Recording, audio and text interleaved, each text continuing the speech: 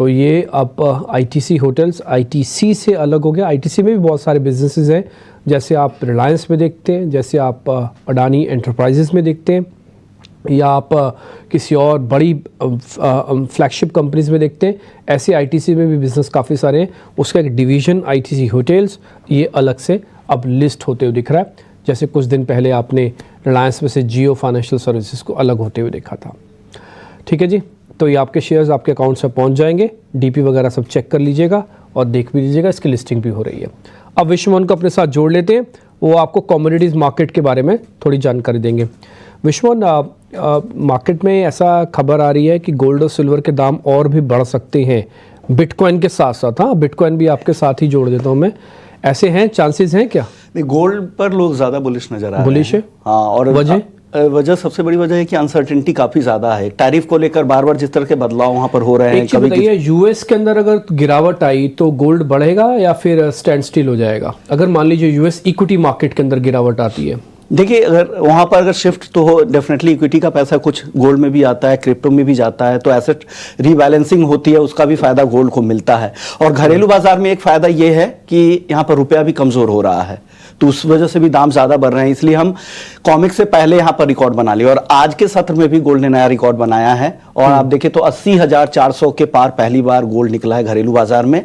और international market में हालांकि रिकॉर्ड से बहुत ज्यादा दूर नहीं है, लेकिन वहां पर भी $2775 के ऊपर कॉमिक्स पर गोल्ड ट्रेड कर रहा है। इसी पर सबसे पहले आज बातचीत कर लेते हैं कि भाभी क्या लग रहा है गोल्ड की चाल 80,400 के आसपास? क्या आपको कन्विक्शन दिख रहा है यहां पर इस भाव पर रुकना चाहिए या खरीदना चाहिए गोल्ड अभी भी?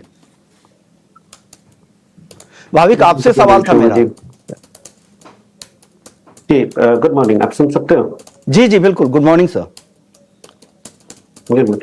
देखिए, अभी भी कन्विक्शन तो हाई है, क्योंकि अगर चार्ट पे देखें तो कोई भी रिवर्सल की दिख नहीं रहा फॉर्मेट के जहां पे हम कह सके कि यहाँ से शॉर्ट करना चाहिए। डेफिनेटली बाय डिप्स की स्ट्रेटेजी रखनी चाहिए।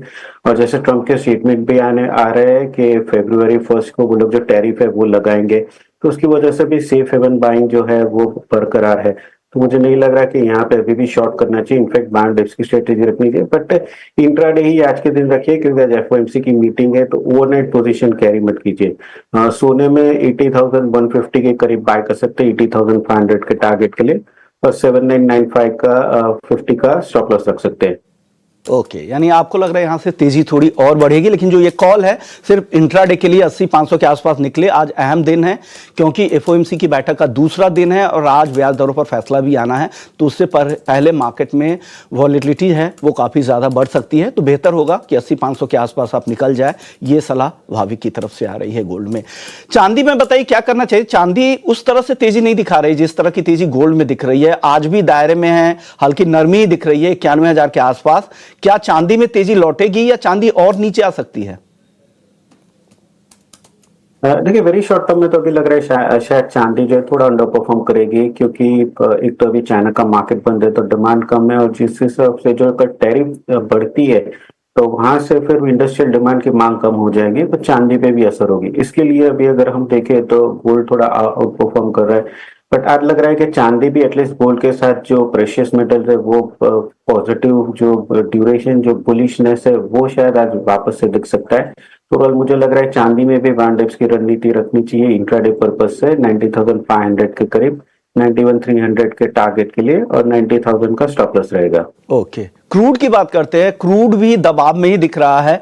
एक वजह तो यह है कि चीन के जो नंबर आए थे मैन्युफैक्चरिंग के वो कमजोर थे, और साथ ही जो टेम्परेचर है वो लगातार बढ़ता जा रहा है यूएस यूरोप में। उससे कहा जा रहा है कि जो डिमांड, एक सीजनल डिमांड वहां पर रहती है, वो डिमांड कम होगी। क्रूड पर दबाव भी दिख रहा है और साथ ही अनसर्टेनिटी भी है, ट्रेड वॉर बढ़ने की संभावना है। क्या लग रहा है क्रूड की चाल आगे यहां से क्या दिख रही है आपको?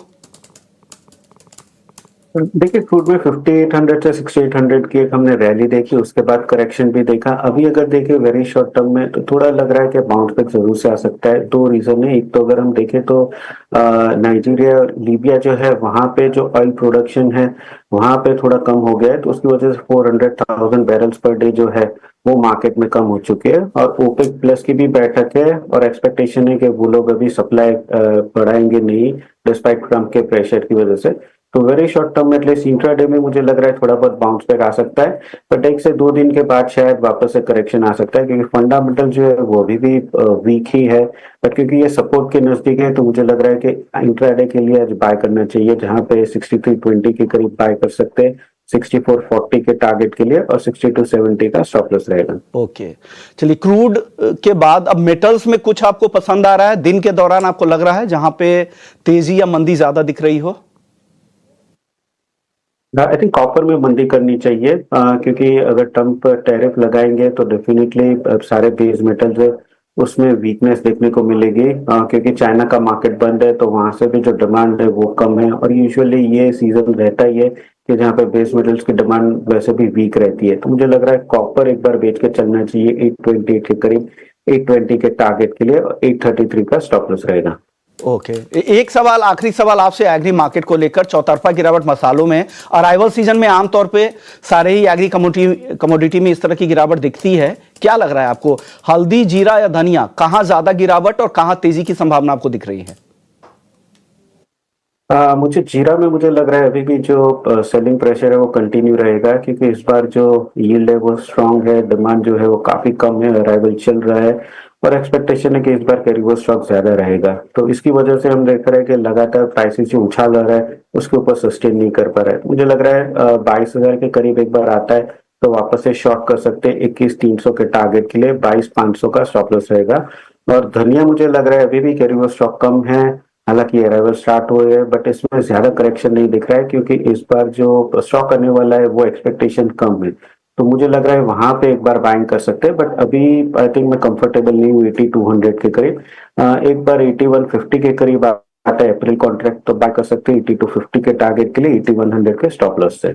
ओके, शुक्रिया भाविक, आपने वक्त निकाला। चले, वक्त है ब्रेक का। ब्रेक पर जाने से पहले आपको बता दें कि हम 11:30 पे आपके लिए